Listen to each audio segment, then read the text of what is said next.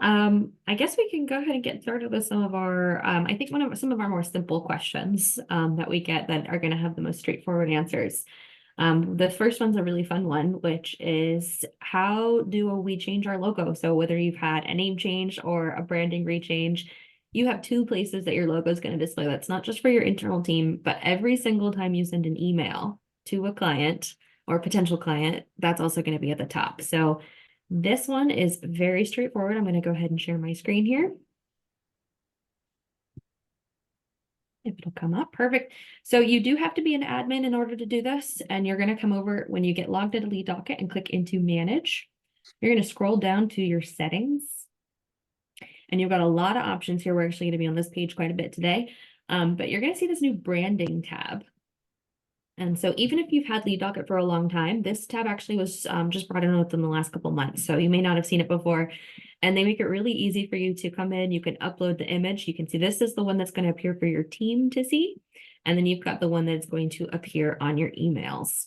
And for everybody, if you are not aware, I have been having a lot of computer issues. You're going to see my video go in and out. My team has been laughing at me all week, all month about it. So I'll be in and out of my face, but I hope my voice stays available to you The guys. best is when you become green. The green is the best one. And then of course you also have the accent color. So really user friendly. Just come over here. This is going to change what you see visually for your intake team. I can see this is red. So if I wanted to make it pink, I can make it pink.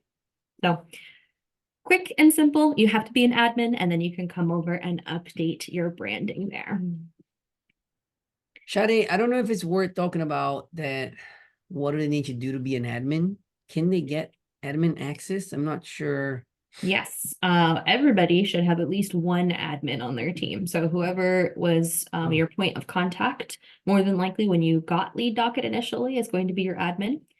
If you come over and you click into manage, you're going to see an option for everything that you have. Users is the one that we're looking at to check for administrators. So click into your users, and then over here you can see a list of all of your team members who can log in. So that's what this little star means. It means you're licensed. You have the ability to log into Lead Docket. And then if you're an administrator, it's going to show you quickly right here your permission level. If you see one of these things down here where you see implementation users, this is if you're working with a partner, that user license does not go towards your licenses. So you'll see their names or a Filevine representative down there. That's a good question, Ivan. That's brand new, right? The implementation users is brand Yes, new. brand new down here for sure. I haven't seen that. Yeah, that's pretty cool. All right, what are some of these other questions? I actually want to go ahead and jump down to a question that you get a lot, Ivan, which is what are wanted leads? Yeah. Because that is when you get logged into Lead Docket, you're going to see that right at the top. It's going to be one of the first words you see in Lead Docket. So you've got our leads box, which is, I think, a little more straightforward. Every single lead, every single potential client goes towards those numbers. Then you've got this idea of wanted. So we want to differentiate that because not every potential client who comes through your system is a qualified lead or is even something in your practice area. You don't want those to go towards your reporting numbers all the time.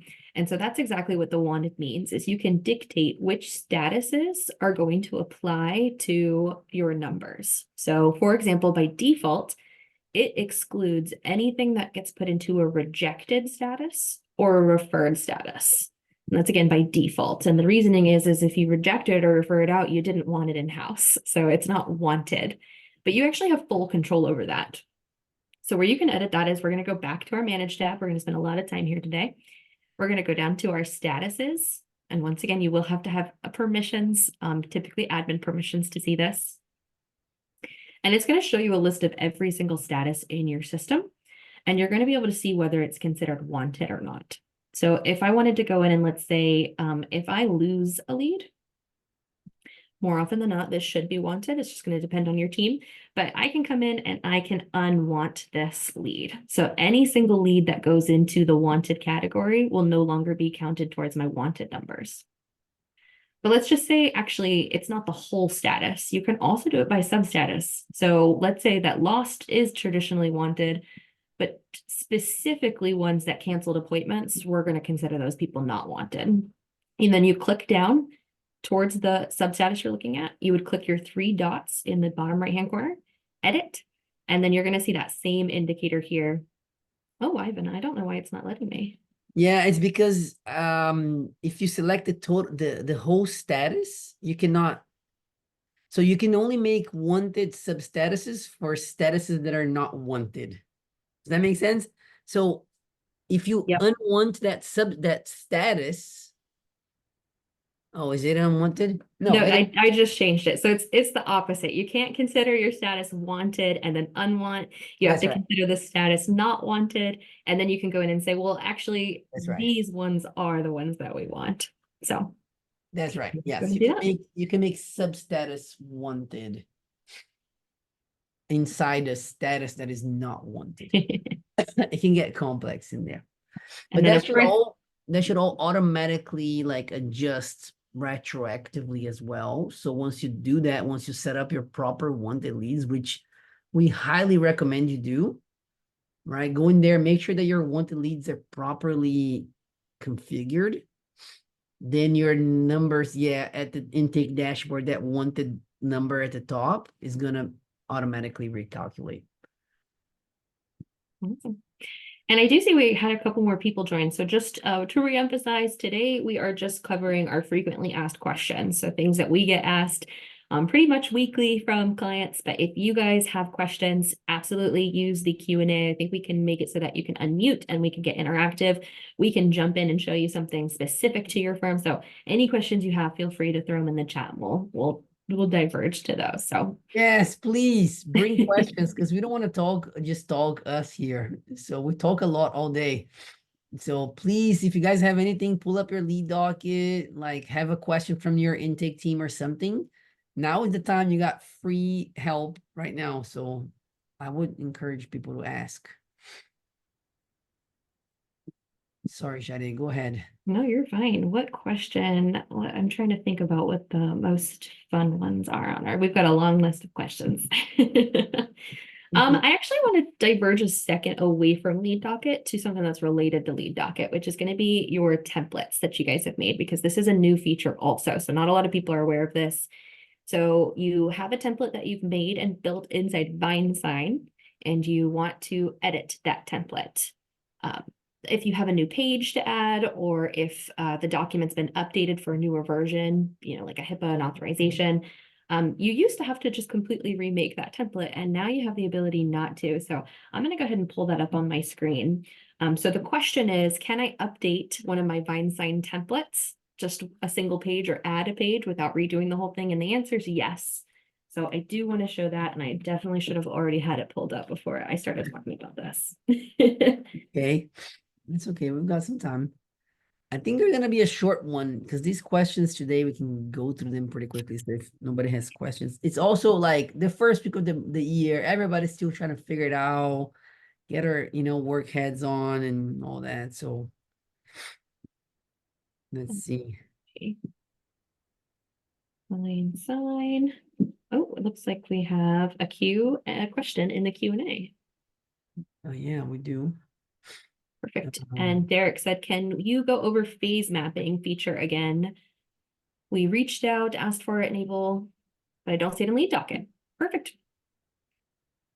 We can go over that. Yes. So you did exactly what you're supposed to do. So when you reach out to your Vine rep to get it turned on, there's two things that they're doing. So the first is that they are going to set it up in the API portal. So in your API portal, they have to create a connection. It's called a subscription that's actually doing the communicating. But there's also just one more setting that has to get turned on, which is going to be found underneath Manage and Settings. You probably do not have access to this. So you would need a FileVine person to go into and do it. Or if whether we have access or not, you can give us access. One of us is happy to go in and turn on that feature for you as well, because we're FileVine certified partners. So we do have the ability to get that turned on.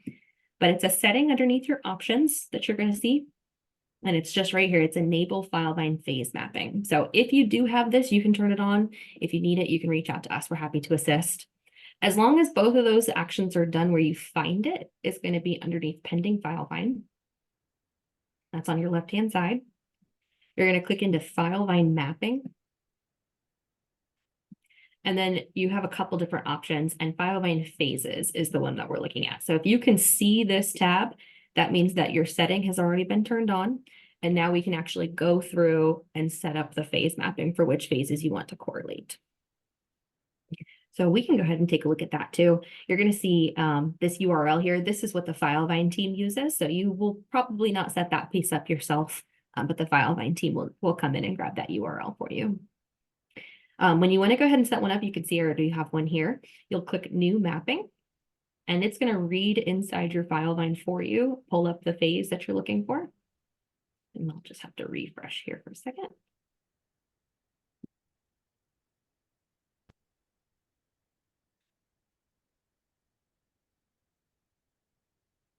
Maybe not. Let's see. There we go. So FileVine phase, you don't have to go look for anything. It's all going to be listed right here. So you'd look for the phase that you're looking for. Traditionally, you're going to do this for your closed or your archived or some of your final statuses. So we'll go ahead and select closed. And then your lead docket status, what do I want it to reflect in lead docket, is also going to be closed in this case. Now you can do any phase to any status, but specifically for the closed status, and my internet is being ridiculously slow, but it's going to let you select fee information. So you can go ahead and determine, okay, well, what are my attorney fees coming through? What are my settlement? If you do settlements coming through, your expenses. So there's a couple different selectors you'll be able to do. I may need Ivan to take over the screen share. Yeah. Happy to. Hold on, I'll pull it up. Is it not loading?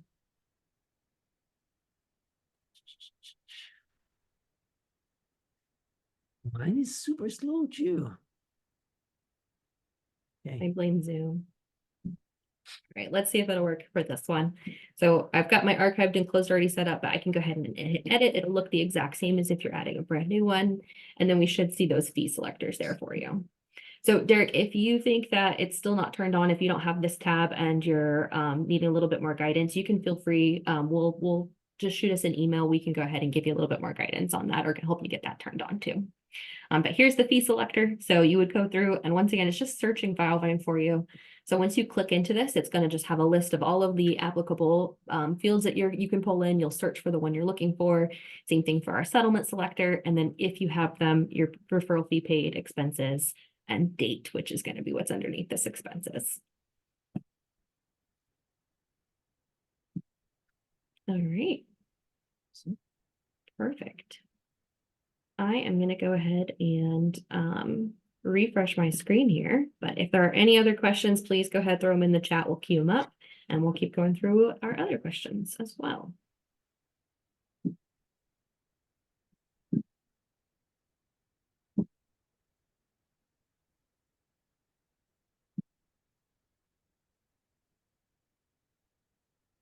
I like the required attorney question, Shade. Yeah, That's a good one.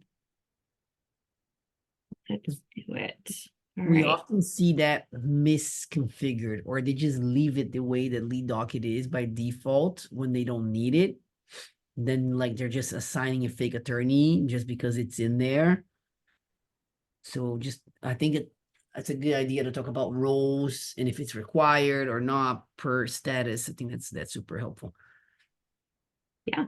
So the question that he is specifically referencing is if your team is going through and filling out a lead or changing the status and you put it into, let's say, under review, and your under review does not actually involve an attorney, but it's forcing you to select one.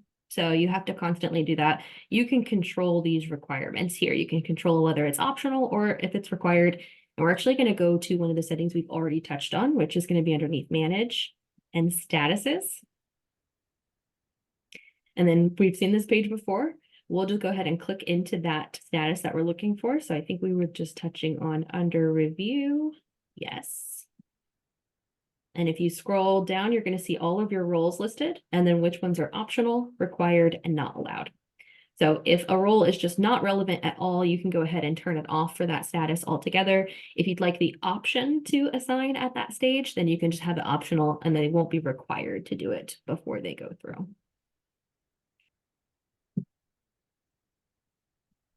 All right. And I am going to go ahead and pull up on my other screen the answer to one of my past questions, which is just going to be a quick screenshot for us, actually, which was the Vine sign. So if you guys need to update your Vine sign status, I did finally get my computer to work on my other screen. When you get logged in to VineSign, up at the top, you're going to click on your templates. So this is assuming you've already set up your templates inside VineSign.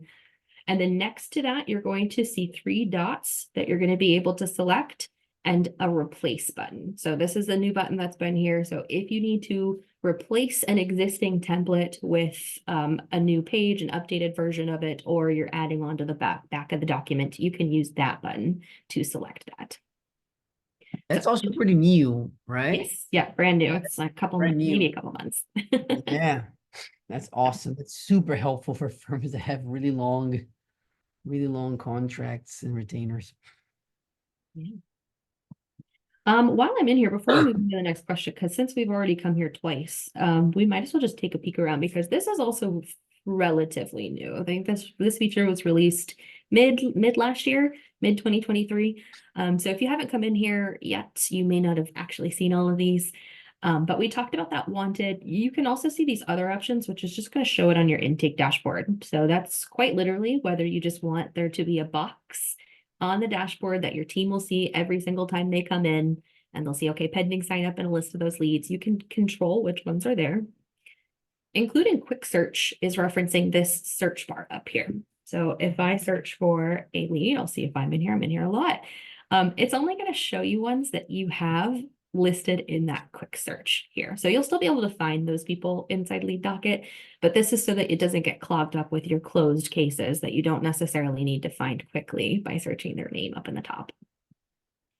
And then resolve down here at the bottom, you can see is unchecked for this one. That is what's going to determine whether it is a finalized status. So things like lost, rejected, closed, things that you're probably not going to circle back to that lead unless they were to re-engage the firm.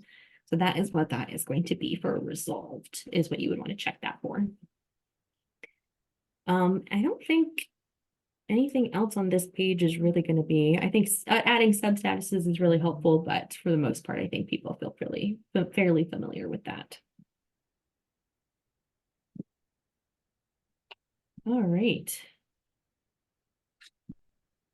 Next question we've got.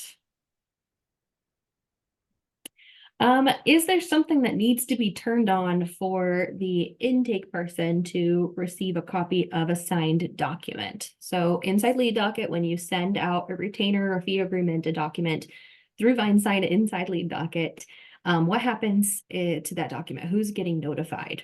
So we know that the signers are going to get notified. If I sign that document, I'm going to get a copy of it, and it's going to come to me once that agreement is completed. So you're probably your attorney and your client. But if we go back to our settings, which is going to be underneath manage, and we're going to go back to this options tab that we saw earlier, at the very bottom of that, you should have this ability to hit send VineSign notification to the Lead Docket sender. So whoever is sending that document, whether it's intake, a paralegal, a case manager, this will also allow them to receive that notification that the document has been signed. So I do usually recommend that you turn this on. You'll see it says rather than VineSign account owner, because by default, it's going to default to whoever is the owner in your VineSign, which is oftentimes an owner or a lead attorney. So you might want to just turn this on so that it's going to the person who sent the doc instead.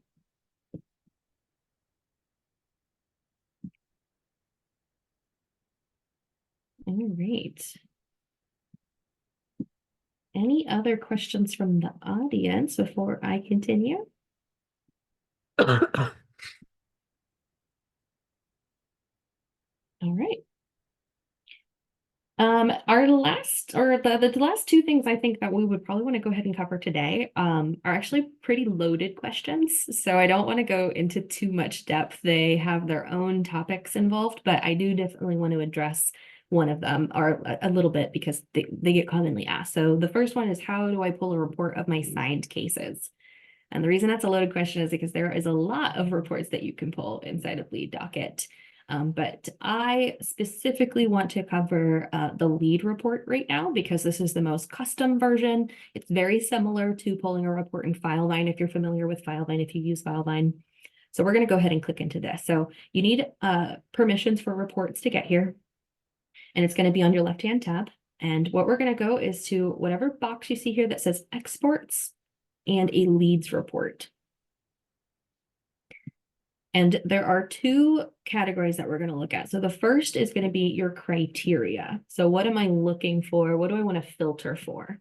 And that's going to be underneath this show more filters here. And so that's going to bring up a lot of options. So this is what cases do I want to pull into my report? So you can go for specific statuses. You can cross-report on some of these. Substatuses, specific case types, marketing sources, offices. A lot of times what people will do is they'll come create a specific one for each attorney in the office so that they can also then go ahead and schedule that report to go out to that attorney on a regular basis. Whatever your filters are here, you would want to go ahead and set those up. So this is your criteria for the case or for the report. One thing that confuses a lot of people is this date aspect here. So I mentioned the question specifically was, how do I pull a report of my signed up cases? And this date becomes important because what metric are you looking at for those signed cases? Do you want to pull a list of people who signed today? Or do you want to pull a list of people who are signed and have been in lead docket or were created within the last week? And that's what this date filter is here for. So if I put my signed up date as my date filter, and let's go ahead and we can just keep it. We'll look at January.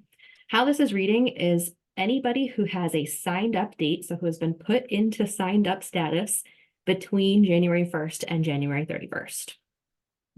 Versus if I do my intake date, which is my created date, and I do my signed up status, we can look at it that way. This is going to pull a list of all leads who are signed up that were created or had an intake date between the 1st and the 31st. So what report you're going to pull, how you're going to build this is a little bit dependent on what you're looking at. Am I looking at, do I want the people who physically signed up today? Or do I want a list of all of my signed up leads who fall within a certain date range? And you got a couple other options there, but those are going to be the two biggest ones that I like to point out, just based on the formatting of the question.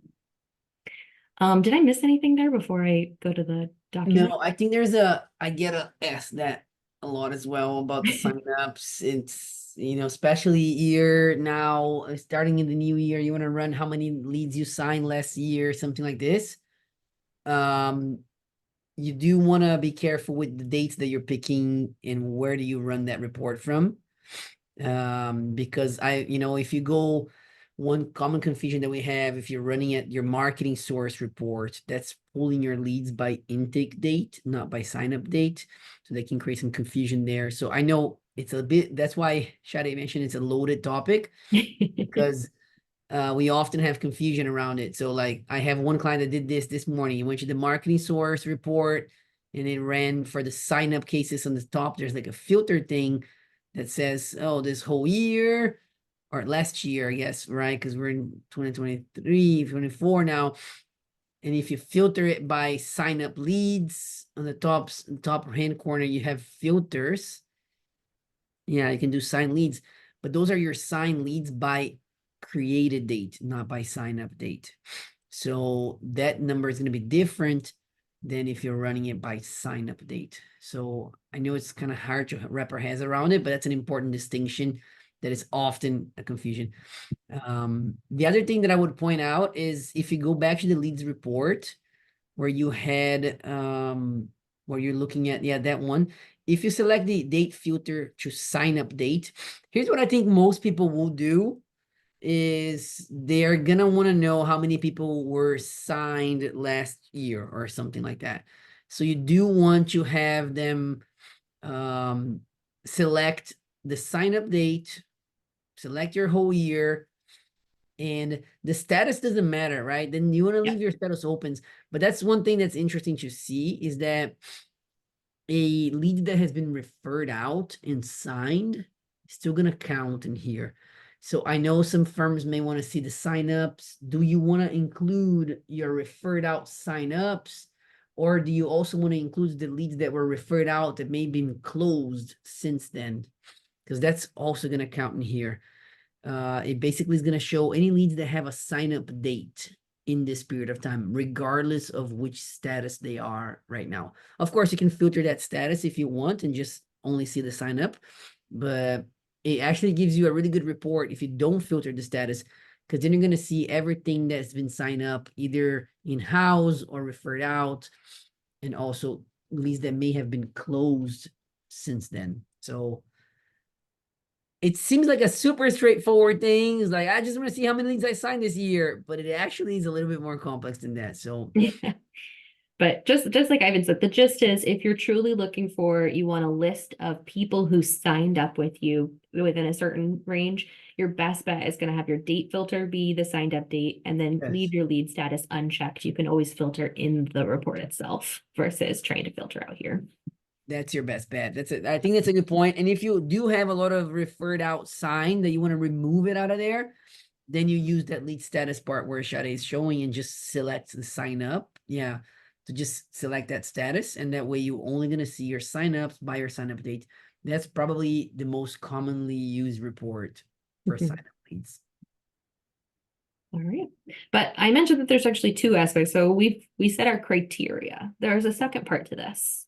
If I just want to run this report as it is, and I just hid those filters, they're not gone permanently, I could just hit run now and it's going to download a Excel report, or it's going to give me a report down here, and then I can turn it into Excel of my criteria.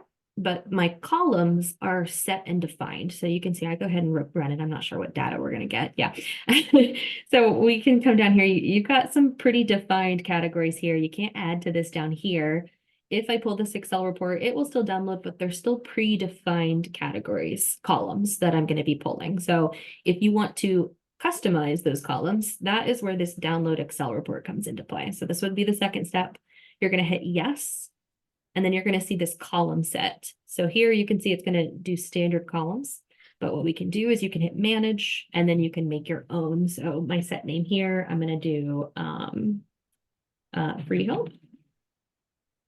And then where it says select columns, it might just take a little bit of trial and error, but it's just a search box. So every single custom field that you have, for the most part, will be in here. All of the standard default fields that are built into Lead Docket, you might just have to play around with the name. So for example, if I wanted my client name, that is actually just going to be under full name. So my full name is my client full name. Same thing for email if I want my client email. Then you can see like this assigned to attorney, assigned to intake. So if you play around with it a little bit, you'll find the standard fields. But of course, any custom field you have, so I think we'll probably have police. Yes, does client have a copy of the police report? You can also pull those into here as well. So we would just go ahead and select that and save. And so now you have the ability to pull, there we go, free help. And that is going to determine the columns that are pulled into the report for the criteria that you just set above. And then a hidden third step is, this is a report I'm going to pull every day or every once a week or once a month, and I don't want to come and have to reconfigure my settings every single time. So you hit this save report settings, and that's going to save all the criteria as well as the columns that you just set up. So that next time you come in here, all you have to do is hit choose save report and you can quickly grab it. One thing to note, the dates do not save. So if you have a saved report, when you come pull it again, it will always prompt you to reselect the date that you're looking for. So I like to point that piece out. All right. And then just briefly touching on some of what we talked about again before. The reason it's a loaded question is because there are all kinds of ways in Lead Docket to take a look at your signed cases and what's going on with your workflow. So there's a lot here. We've done a free help on reporting. We'll probably do more free helps on reporting. We like to talk about reporting in calls with people. So if you have more in-depth questions about reporting, please reach out to us. We're always happy to talk about it. There is a lot here, and there's a lot more that we can do outside of this as well. And of course, on your intake dashboard, you can always come and see a quick look at your total signups for today, this month, and last month too. No reporting required. I think, I mean, I know we're think we should talk a little bit about what integrates with Lead Docket. Yeah. Because that's always a question we get. We're not going to go into detail, but I think that last question is worth at least touching on. We're probably not going to take the whole hour on this session. If nobody else has questions, we might end up a little early. But I For think sure. that question is a good one. Yeah. It's a question we get a lot. So what integrates with Lead Docket? And it's usually an open-ended question because people are always curious, well, what else can I use? What else can I do? Do any of my current processes integrate? And we're looking at kind of a couple different types of integration. So whenever you use the word integration, you should think about, well, what are you trying to accomplish? What's the interaction that you're trying to get with this outside service? The most common one that you're going to use with Lead Docket is to get leads, to get potential clients who come in. And we do have a question Yeah. that I want to make sure we address. So I'm going to pause my sentence and then we'll come back to the integrations after. From Derek, are there any actions that can be taken on a case that would make the case not show up in a report where the date filter is based upon the last update date? That is a great question. And I have one. I think what he's asking is actions in Lead Docket that do not update the date of, doesn't tag the lead as last updated on. mhm, I think that's what he's asking, right? yeah, So I think so. if you go into any lead and you make a change and you like updated that lead, you can show where yeah. So you can show the dates in the date section, Shada. You can show where that last updated date's gonna show. See? So this one, for example, is 1108. And Shade, like you can go and make an edit on the lead, and we're gonna see that date be updated. So here she updated something on the summary. And then that date now is gonna show up as today, right? Because there was last update. I'm gonna say, Derek, I think most actions in Lead Docket will trigger this update. I know one that doesn't, because we have the issue with the Lead Docket dashboard is we need those dates to be triggered. Otherwise, we can't know that there was an update in that lead. So in theory, Derek, everything should trigger an update date, right? Everything you did on a lead triggers an update date. Sometimes when you update a lead via API on specific things, let me think about which one was it. I think one thing that I've done is if you change the marketing source. Yeah, that does not update the date. I do know that. Yeah, so if you use the API, so you're using Zapier or some type of automation, and you use that API and you update the marketing source on the lead, through the API, it will not trigger it as last updated date. If you update it manually, it will. If you update it through the API, it will not. So just one solution, I don't know if that's what you're asking there, but one solution in any of your automations, whenever you're doing something like that, you should also automate a note into the lead. So when you change the marketing source or something with an automation, you can always drop a note on the lead to say like marketing source changed by automation. Because the note, when you drop it via the API, triggers the last update.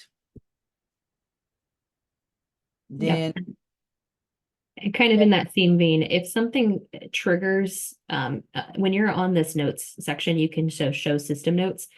Anything that appears here is obviously going to create a date stamp. So that's going to apply to the last activity date. And sometimes you're going to see some of those API actions, like they don't automatically add anything here. And so it's not bringing in a action. So like this one, for example, we do a lot of tests. This is an automation, but it's creating that date stamp for us. So we will get that activity. So just depending on what kind of automations you have set up, there are going to be those. For manual things that don't update the date, the one thing that I can think of is bulk changing statuses, or if you go to the status page, and there's a way that I think is I'm a little scared of doing it, but in that status, if you go in there, you can move leads from one substatus to another. Yeah, so if you click that move leads button, at least a little bit, a few months ago, if you change that, it will not trigger an update. That's one thing that I've seen done. And I'm not Just in sure. case anybody has seen this, that actually will not trigger anything in Lead Docket. So should only be done in very administrative Yes, situations. You can't mass move a group into a status and send them all a message at once. That's not going to trigger like that. So it's not going to trigger anything by doing this move lead action. very good point. That's a very good point. I would not recommend doing that in almost no scenarios. But the other thing, I'm not sure if the bulk updates that you can do via reports, right? When you go to the reports page and those bulk actions, like when you reassign marketing sources, or if you, I think the reassigning marketing sources does trigger it, but I'm not entirely sure. So those bulk actions may cause what you are saying, Derek, that it will not show up on uh, that last updated date report. And once again, bulk action should be handled by in administrative situations only, not on your daily workflow. To be very careful with those. Yeah, good point. So let us know, Derek, if that answered your question. If not, we'll kind of go back to it later, but that's a good question. So, back to integrations. We actually kind of talked a little bit in that conversation.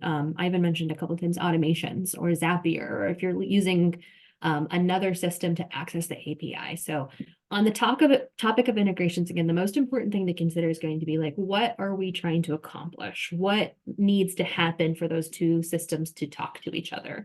Or if it is a one-way. And the most common integration you're going to do in Lead Docket is, can my third-party service show send my leads into Lead Docket? Can they send my PNCs into Lead Docket? So this is going to be your find law, your super lawyers, your after hours call services, web chats, all of those. For the most part, it's available. So the only limitation you're going to run into is on their end. If they do not have the ability to shoot off the information, send the data into Lead Docket, but Lead Docket can accept that information. So what you may need to do if they don't have that ability is create a workaround using a third-party integration software. More often than not, we use what's called Zapier. So if you're not familiar with Zapier, what it does is it allows one program to speak to that system, and then it will speak to Lead Docket in tandem. So it's just a middleman. So that's our first type of integration, which is anything that's sending you leads. It's a one-way push. You're not going to be communicating back to them. You just want to accept all of those potential clients. And the answer is almost always going to be yes, but do they have the ability to do it on their end? And do we need to create a workaround? The second type of integration is going to be our native integrations in Lead Docket, which are going to be true integrations. So we are going to connect them with an API key. There's going to be something in place that the two systems can interact with each other. And there's a really easy way for you guys to see if your app falls into this category, which is going to be to go to Manage, Settings, and then there is an Integrations tab right here. So this integrations tab is what I would reference when I say something is a native integration. So you can see we've got some mailing list options, which is our MailChimp and our Infusionsoft, which I think their name has changed if you're using that. You've got your electronic signature system, so your Vine Signs or DocuSign is the other one. And then call tracking, so you can do CallRail or you can do call tracking metrics account. And then our last one here is Calendly, which is going to allow you to interact with your Calendly from inside of Lead Docket. Ivan, it looks like you might have had something to say. I want to say one thing that I didn't know was possible, but you can connect call rail and call tracking metrics at the same time. I did not know that. I have one client who has both for whatever reason, but you can connect them both there. We definitely recommend those. Either one of them, they're kind of the same, but definitely recommend those. Yep. So these integrations here, they're connected using access keys, API keys, secret keys. And what that means is that they have some predetermined rules already set up that they're going to interact with each other. So we can go into Calendly and we can schedule an appointment. And then Calendly can come into Lead Docket and talk back to it. Your call tracking metrics or your call rail, we can go in and we know that information. We know what numbers are being called. We know what the sources say. All of that stuff is already there. So if your app appears here, if you're using any of these systems, they should be connected. So you absolutely reach out to somebody. You can come in here, you can see it, tells you what you need, but if you need help with this is something else that we assist with at MindSkills. So you're always welcome to reach out to us. I do want to differentiate because I kind of just buzzed over it. You'll see this integrations tab on the manage. This is what I was talking about with the first kind. So how we can accept leads from our third parties.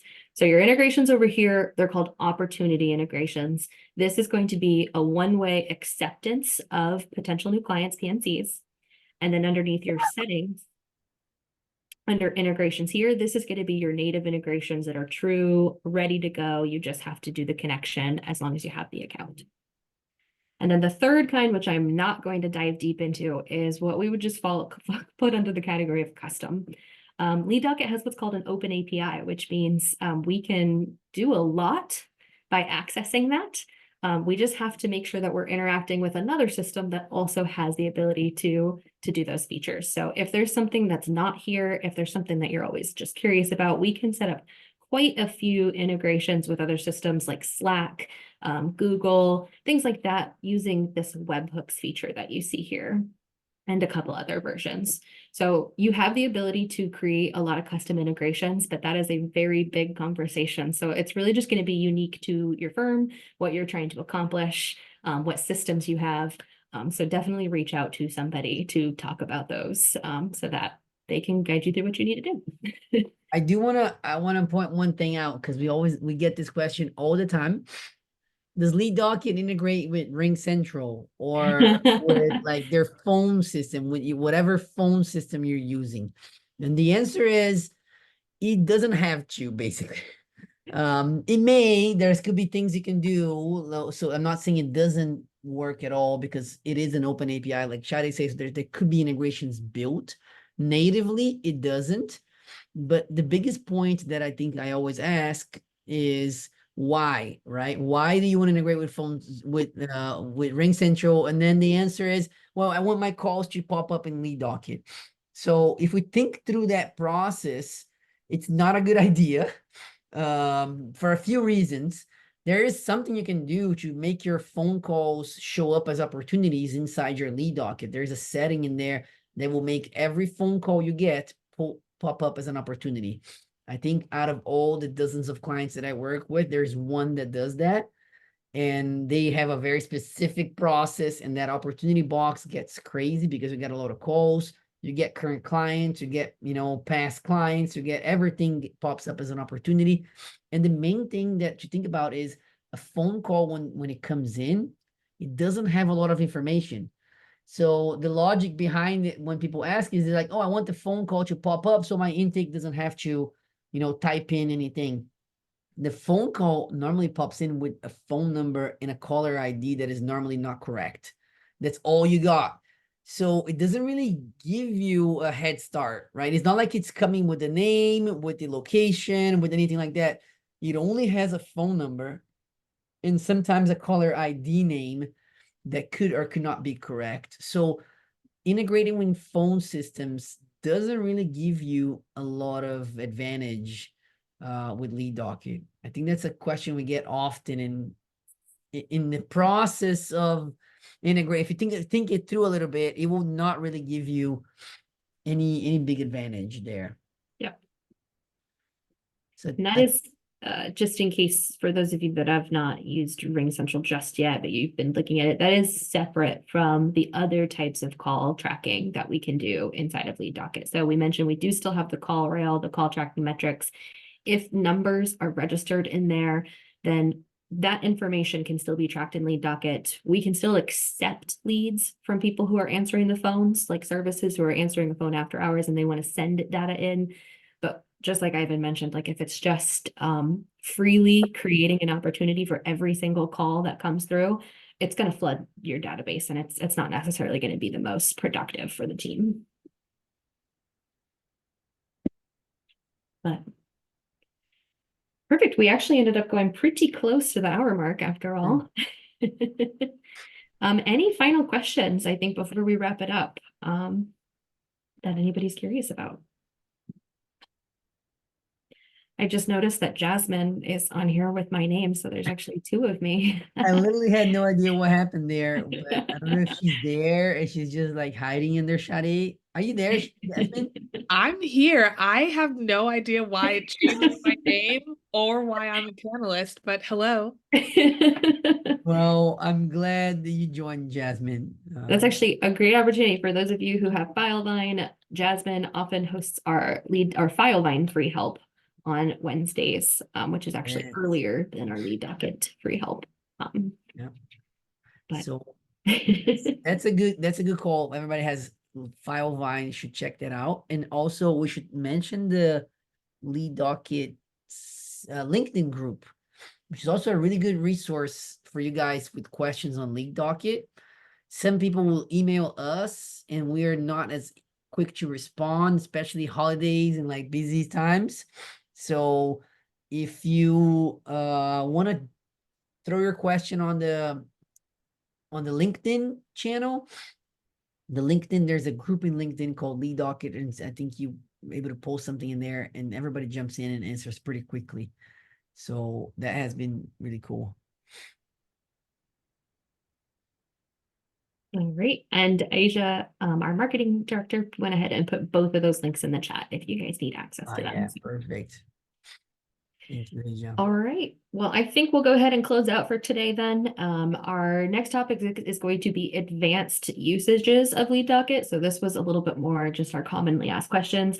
We are going to heavily talk about more advanced features that you could or should be using during our next free help, which is going to be in February. The next one is super cool. I like that topic. We're gonna talk about some pretty crazy stuff we have done in Lead Docket. So if you're using Lead Docket to a higher level, you definitely want to check that out.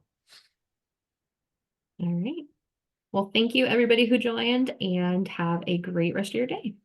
You shot eight. Bye-bye.